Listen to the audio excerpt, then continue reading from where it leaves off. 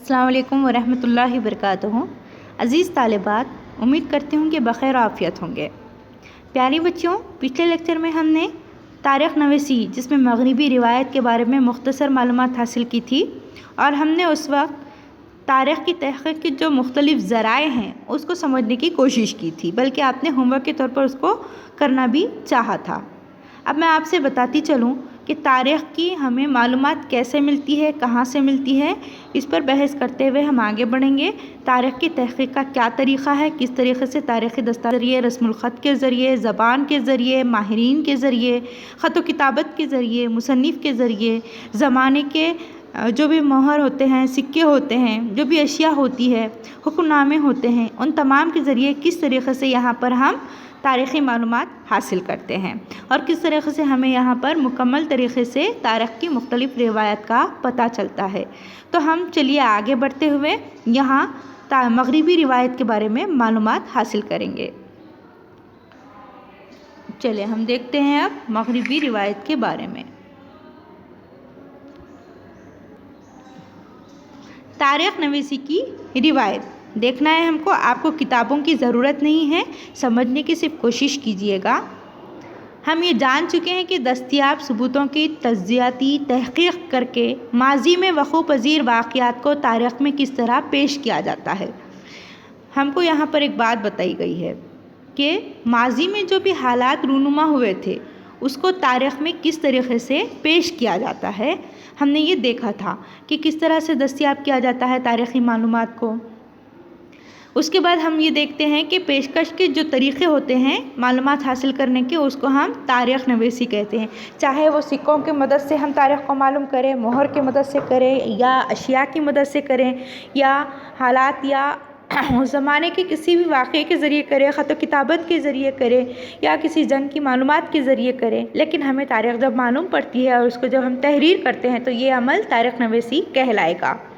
और लिखने वाले को मौर्रिख़ या तारीख़ नवीस कहते हैं। इतनी बातें आपको याद रखनी है।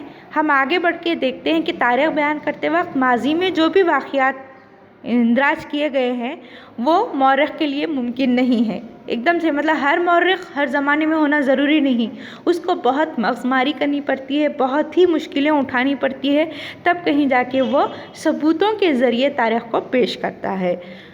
मुंतख़ब शुदा वाक़यात और उनकी पेशकश के दौरान इख्तियार किए गए नज़रियाती ज़ाविये निगाह पर मौर्रिख़ का तर्ज़ तहरीर का तयन होता है।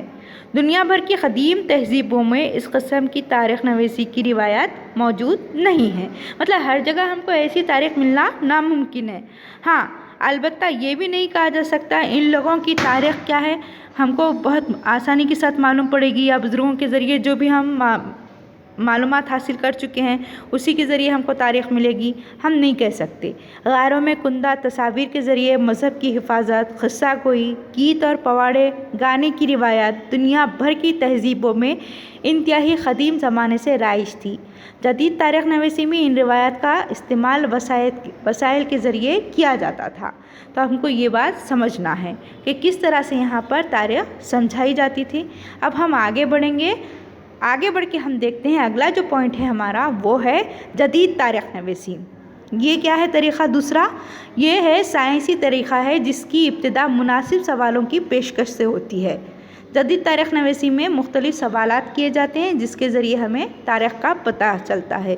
ये सवालात इंसान मरकूज़ होते हैं यानी इंसान को मद्देनज़र रखते हुए सवालात किए जाते हैं, यानी कि ज़माने माज़ी में मुख्तलिफ़ इंसानी समाजों के अफराद के ज़रिए मख़सूस जो है यहाँ पर जो हालात पेश आए थे, जो भी यहाँ वाक़यात रूनुमा हुए थे, उनके ज़रिए यहाँ बताया जाता है कि किस तरह से सरगर्मियाँ अंजाम दी गई थी, मख़सूस अरसे में कैसे सरगर्मियाँ अंजाम दी गई थी, उसके ज़रिए यहाँ पर तारीख़ को पेश किया जाता है। तो हम आगे बढ़ते हैं अब, और इंशाल्लाह हम ये 2 पॉइंट के बाद अगला पॉइंट अगले लेक्चर में देखेंगे। तब तक आप इन 2 पॉइंट को समझने की कोशिश कीजिए और तारीख़ नवीसी के जो रिवायात है उसकी तारीफ़ को अपनी होमवर्क की बयास में तहरीर कीजिए। अल्लाह हाफिज़।